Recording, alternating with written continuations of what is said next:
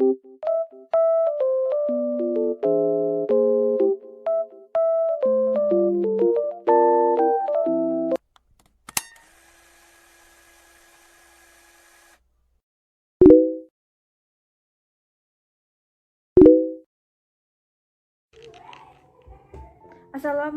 warahmatullahi wabarakatuh. Perkenalkan, nama saya Vivi Elia dari Prodi Budidaya Perairan Fakultas Perikanan Universitas Pekalongan. Saya semester 6 dan saya di sini mau membuat video tentang bioteknologi yang dikhususkan pada bidang perikanan. Bioteknologi perikanan ada banyak seperti seleksi induk unggulan, kemudian pemilihan selektif, jantanisasi, feminisasi, transgenik, khususnya yang akan saya bahas ini tentang transgenik, dan masih banyak yang lainnya.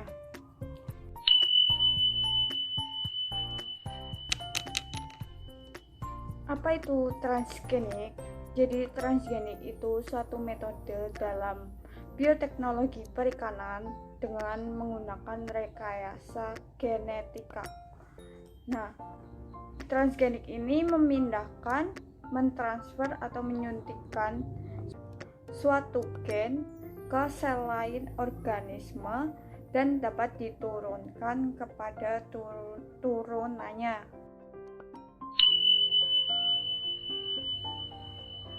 Nah, kemudian macam-macam gen yang umum atau dilakukan pada transgenik itu ada 5. Yang pertama itu gen pertumbuhan, kedua ada gen resisten terhadap penyakit, ketiga ada gen tahan terhadap suhu panas maupun dingin atau suhu tinggi ataupun rendah, dan keempat ada gen dapat mencerna karbohidrat dengan cepat, dan yang terakhir itu ada gen warna. Gen warna ini biasanya dilakukan pada ikan hias seperti ikan koi dan ikan zebra.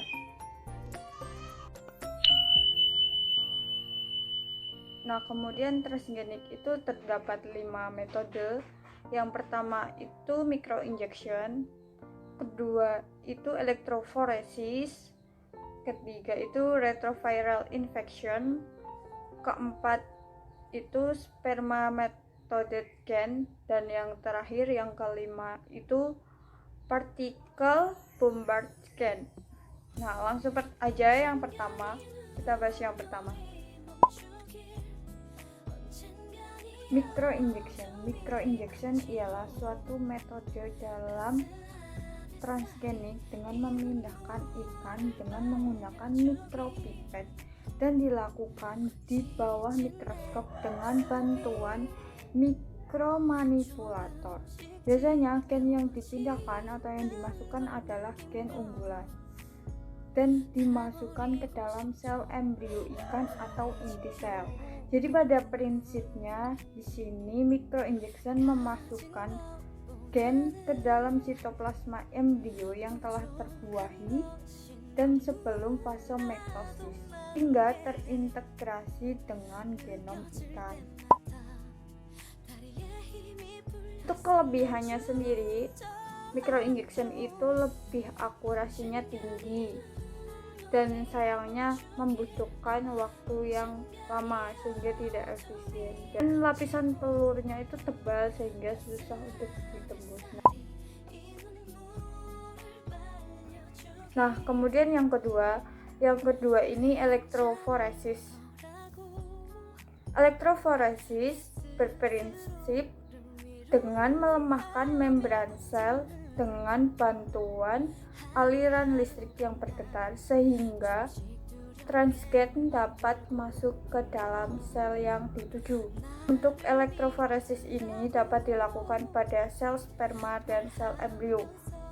Dan ikan yang pernah dilakukan untuk electrophoresis ini ada ikan catfish atau ikan lele, ikan salmon, dan ikan karper. Electrophoresis ini dengan meletakkan gen ke dalam kuvat, kemudian diberi larutan buffet dan disetrum dengan tegangan dan waktu tertentu. Setelah listriknya mati, maka membran sel akan menutup dan gen yang ditransgen sudah masuk ke dalam sel yang dituju. Nah, jadi kelebihannya ini ialah elektroforesis ini dapat dilakukan dalam jumlah yang banyak dibanding dengan microinjection sebelumnya. Namun kekurangannya elektroforesis ini ialah jika arus listrik terlalu tinggi atau terlalu lama dapat merusak atau bahkan mematikan gen atau DNA atau sel DNA itu, atau infeksi pada virus. Jadi di sini itu menggunakan virus, karena menggunakan virus ditakutkan membawa penyakit pada ikan baru. Nah, untuk kelebihannya itu ialah kan lebih stabil dan akurasi yang tinggi. Jadi untuk pengertiannya sendiri, retroviral virus itu memasukkan atau menyisipkan virus dengan gen, virus yang ditumpangi oleh gen yang dikehendaki kemudian diintroduksikan pada gen yang dituju. Sperma mediated gen, yaitu menggunakan sperma sebagai media ke gonad, yaitu dengan prinsip pengikatan gen oleh sperma, kemudian sperma dalam keadaan motil dan konsentrasi DNA yang tinggi. Sperma mediated gen mempunyai kekurangan, yaitu kurangnya akurat yang rendah atau kurang tinggi, tetapi mempunyai kelebihan jika berhasil dapat digunakan dalam jumlah yang banyak.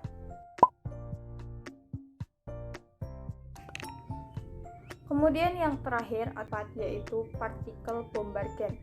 Partikel bombar gen ialah suatu metode dalam transgenik dengan memasukkan gen yang sebelumnya diikat ke dalam partikel, kemudian ditembak atau dipicu ke sel yang dituju, seperti sel sperma, sel telur, atau sel gonad.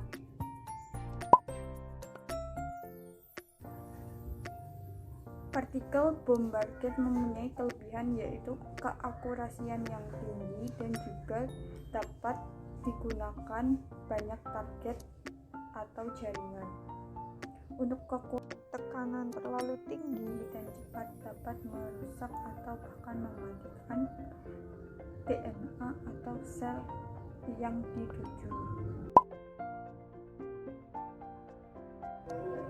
Nah, jadi apa sih kekurangan dan kelebihan transgenik itu sendiri? Untuk kekurangannya sendiri, yang pertama, transgenik itu membutuhkan peralatan yang canggih. Contohnya pada microinjection yang membutuhkan mikropipet dan mikroskop. Dan yang kedua, tidak ada jaminan keamanan pangan pada ikan transgenik.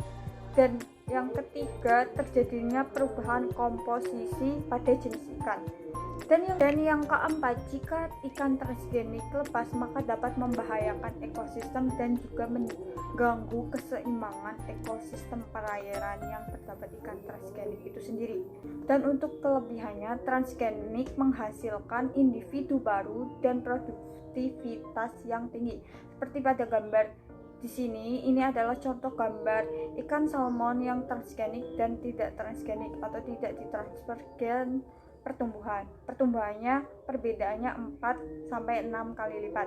Dan juga ada gen warna, ikan yang ditransfer gen warna. Dan untuk yang kedua yaitu nilai gizi yang tinggi, dan yang ketiga ini secara umum yaitu penemuan dalam bidang kesehatan. Sekian dari tugas video saya. Jika ada kekurangan dan yang kata-kata yang kurang berkenan, mohon maaf. Wassalamualaikum warahmatullahi wabarakatuh.